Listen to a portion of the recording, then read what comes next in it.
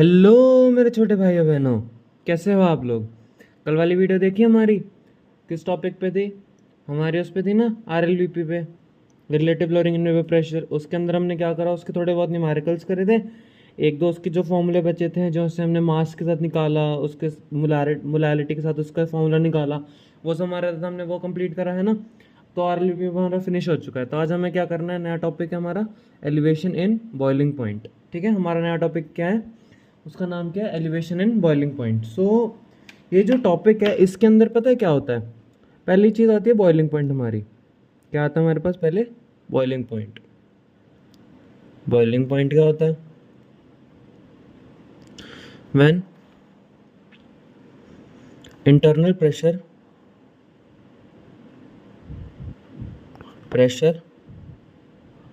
Becomes equal to external pressure.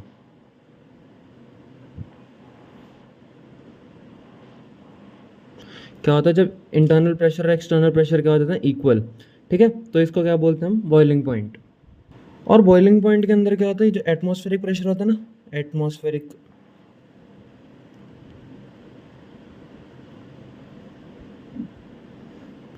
Pressure के बराबर होना चाहिए अंदर का। समझो हमने ये लिया, कंटेनर लिया और हमने इसको ढक दिया। ठीक है, तो जो हमारा ये है ना, समझो हमने इसको ऊपर ऐसे रख रखा है, ठीक है, इसको, और यहाँ से आग जल रखी है। ठीक है, तो ये समझो पानी है हमारा। ठीक है, पानी है, तो ये उबल रहा उबल रहा उबल रहा उबल रहा उबल रहा। जब ये जो लेड का प्रेशर है ना, मतलब कि कितना ऊपर फोर्स से उठा रहा है। ठीक है, जो इसको बप बप बप बप की आवाज़ नहीं आती जब वो उबल जाती है कोई भी चीज़, और इसको ऊपर उठाने की कोशिश करती है, कि मतलब निकलने की, फ्री होने की कोशिश कर रही होती है। ठीक है, और यहाँ की तरफ से क्या प्रेशर लग रहा है एटमॉस्फेयर का, इधर की तरफ प्रेशर लग रहा है, डाउनवर्ड की तरफ। ठीक है, तो जब ये दोनों प्रेशर हो जाते हैं ना इक्वल, ठीक है, ये वाला प्रेशर और ये वाला प्रेशर जब इक्वल हो जाता है, उसको हम क्या बोलते हैं, बॉइलिंग पॉइंट। ठीक है, तो इसके अंदर अब क्या आएगा, एलिवेशन बॉइलिंग पॉइंट। ये क्या होता है, when we add a non volatile substance,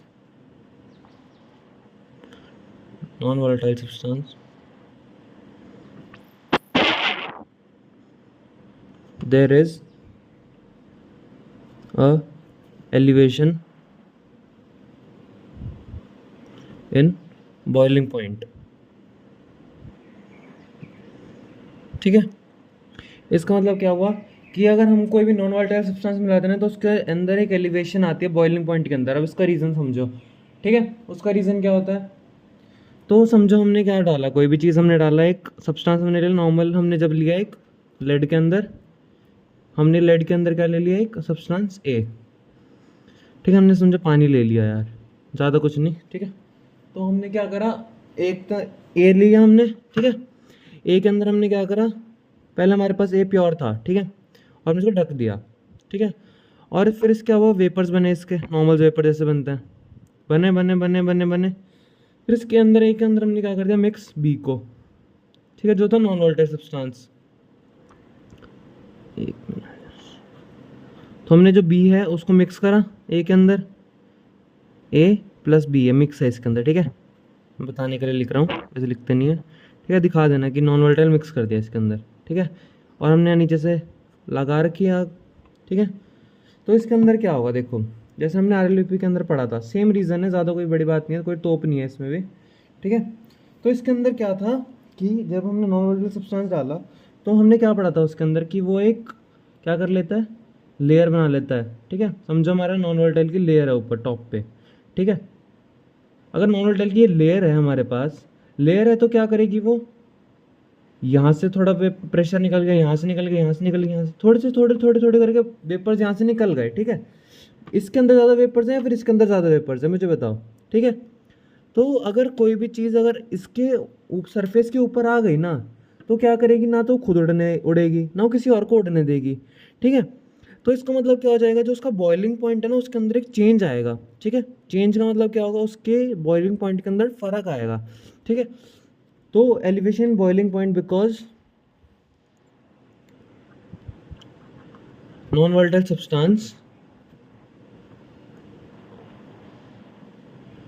substance forms a layer and neither escape itself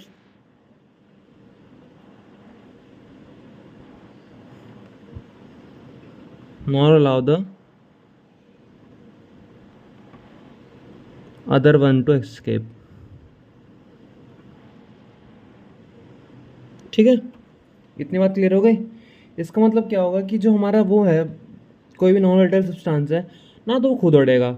उसकी प्रॉब्लम है कि ना वो खुद उड़ेगा, क्योंकि वो डिजोल्व ही नहीं होता, उसका वेपर प्रेशर ही नहीं है, उसके अंदर कोई ऐसी चीज़ है ही नहीं कि जो वो उड़ जाए। वो तो सॉलिड चीज़ है कोई भी, ठीक है। सॉलिड चीज़ क्या होती है, नॉन वोलेटाइल होती है। नॉन वोलेटाइल चीज़ क्या करती है, उसके अंदर एक चेंज इन बॉइलिंग पॉइंट लेके आती है। बॉइलिंग पॉइंट किस तरह चेंज लेके आती है कि ना तो भाई वो खुद उड़ेगी, एक ऐसी लेयर बना लेगी ऊपर की जिसकी वजह से ना वो खुद उड़ेगी ना किसी और को उड़ने देगी। तो उसकी वजह से क्या होता है, there is increase in boiling point, there is increase in boiling point. इसका बेस्ट एग्जांपल है ना, शुगर होती है, ठीक है। इसका बेस्ट एग्जांपल क्या होती है, शुगर होती है। शुगर किस तरह बोल रहा हूँ मैं, तो अब वो सुनो। शुगर से पहले एक बार ये सुन लो, हाँ, इसका पहले क्या सुन लो। मैंने क्या बोला, बॉइलिंग पॉइंट क्या होता है, जब internal pressure becomes equal to क्या होता है, एक्सटर्नल प्रेशर, ठीक है।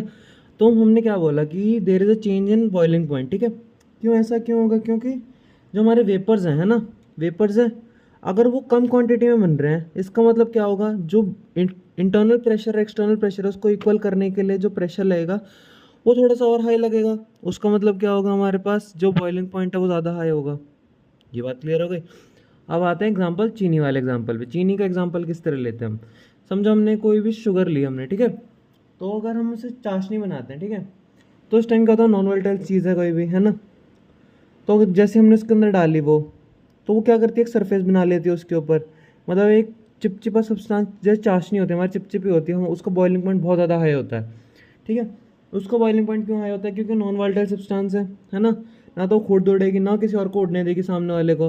तो उसके अंदर क्या हो जाती है, एक एलिवेशन बॉइलिंग पॉइंट आ जाता है, मतलब एक चेंज इन बॉइलिंग पॉइंट आ जाता है, जिसकी वजह से क्या होता है कि जो चीनी है वो पानी के अंदर एक ऐसी, मतलब कि ऐसा एक लेयर बना लेगी टॉप के ऊपर, जिसकी वजह से उसका बॉइलिंग पॉइंट जो हाई हो जाएगा।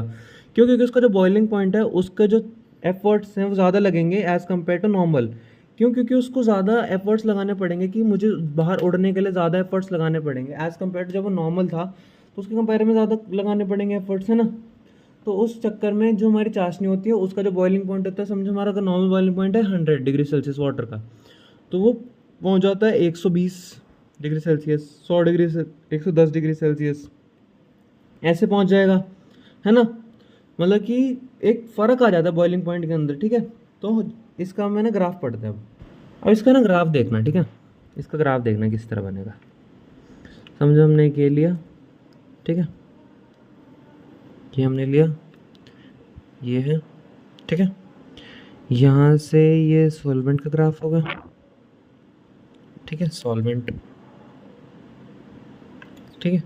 और यहाँ से हमारा सॉल्यूशन का ग्राफ, ये वाली चीज़ हो गई सॉल्यूशन, ठीक है। ये ए बी मान लो, ये सी डी मान लो, ठीक है। और यहाँ हमारा वेपर प्रेशर आ गया, यहाँ हमारा टेम्परेचर आ गया, ठीक है। तो हमने क्या करा, let suppose a liquid has, let a liquid has, तो हमने क्या लिया, let liquid has a vapour pressure equals to a, और बॉइलिंग पॉइंट इसका क्या है, equals to b. So when we add a non-volatile substance, non-volatile substance, ठीक है। जब हमने इसमें नॉन वोलेटाइल सब्सटेंस डाला, तो इसके अंदर ये जो हमारी कर्व है वो किसकी तरफ मुड़नी शुरू हो गई, सी एंड डी की तरफ। और ये हमने क्या ले लिया, ए और बी वाले को हमने ले लिया टी बी, हाँ, टेम्परेचर और बॉइलिंग, ठीक है। और इसको हमने ले लिया टी बी डैश, ठीक है। तो जो हमारा इंक्रीज हो रहा है, तो ये हमारा टी बी डैश बड़ा होगा, क्योंकि जो कर्व है इससे ही इंक्रीज होता जा रहा है, ठीक है। जितना हम नॉन वोलेटाइल सब्सटेंस डालते जाएंगे उतना ज़्यादा हमारे टेम्परेचर को फर्क पड़ता रहेगा, फर्क पड़ता रहेगा, इंक्रीज होता रहेगा, इंक्रीज होता रहेगा, इंक्रीज होता रहेगा। इट मीन्स हमारा टी बी डैश है वो बड़ा है किससे, टी बी से, है ना। ये चीज़ क्लियर हो गई। तो इसका फॉर्मूला क्या डिराइव होगा, फॉर्मूला क्या डिराइव होगा इसका, T B dash minus T B. Directly proportional किसके होता है, मोल फ्रैक्शन के, है ना। डायरेक्टली प्रोपोर्शनल किसके हो गए हैं, मोलालिटी के, ठीक है। कि कितने number of moles solute solvent के अंदर है, कि कितना हमने उसके अंदर मिलाया, कितना हमने उसके अंदर मिक्स करा, वो चीज़ हमारी क्या बताती है, मोलालिटी, है ना। और फिर इसके अंदर क्या आएगा हमारे पास, क्या आएगा, डेल्टा टी बी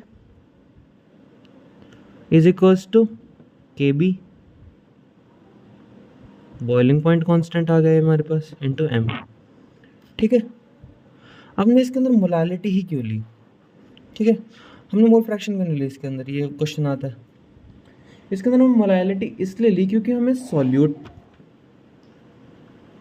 हमें सॉल्वेंट, ठीक है, दोनों दे रखे हैं। सॉलिड हमारा किस में, लिक्विड में भी हो सकता है हमारा, सॉलिड कुछ भी हो सकता है हमारा, ठीक है। सॉल्वेंट भी हमारा कुछ भी हो सकता है, ठीक है। सॉलिड हमारा बेसिकली क्या होगा, नॉन वॉलेटाइल, ये हमारा क्या होगा, वॉलेटाइल, ठीक है। तो जब इसके अंदर ये मिक्स होगा, ठीक है, तो इसकी वजह से हम निकाले ली इसमें मोलालिटी।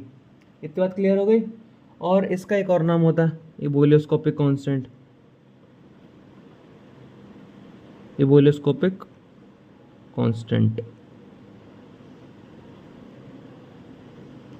इतनी बात क्लियर हो गई। और इसको अगर हम ऐसे प्रूफ करें, इसका अगर फॉर्मूला में एक्सपैंड करें, तो delta T B is equals to K B into M, ठीक है, इज इक्वल्स टू क्या आएगा, के बी इंटू सॉल्यूट, मोल्स के अंदर, सॉल्वेंट ग्राम्स के अंदर, इंटू 1000, ठीक है। ये तो क्या होगा हमारे पास, कांस्टेंट, ठीक है, कांस्टेंट वैल्यू आ गई हमारे पास। इतनी बात क्लियर हो गई। तो हमारे पास क्या आएगा, अगर हम इसको 1 मान ले, m को 1 मान ले हम, तो delta T B is equals to K B, ये क्या आएगा जब मोलालिटी क्या होगी 1। इतनी बात हमारी क्लियर हो गई। और क्या होगा इसके अंदर, कि जो हमारे पास इबोलियोस्कोपिक कांस्टेंट है, मतलब के बी है हमारा, इज इक्वल्स टू क्या आएगा, delta T B when molality is equals to 1, ठीक है। ये छोटी बेसिक बात है। इसका स्क्रीनशॉट ले लो, ये जो पीछे वाला है इसका स्क्रीनशॉट ले लो, कोई बड़ी बात तो नहीं है इसमें, है ना। इसका स्क्रीनशॉट ले लो, दोनों का स्क्रीनशॉट ले लो। उसके बाद आज की क्लास तो ये एंड हो गई, ठीक है। कल का नया टॉपिक, कल के इसके न्यूमेरिकल्स करेंगे, फिर उसके बाद एक नया टॉपिक शुरू करेंगे, कौन सा है वो, टेम्परेचर एंड फ्रीजिंग पॉइंट। फिर उसके बाद एक ऑस्मोटिक प्रेशर रहेगा और वांटो फैक्टर रहेगा। जल्दी चैप्टर खत्म हो जाएगा, ठीक है। तो आज का वीडियो बस इतना ही था।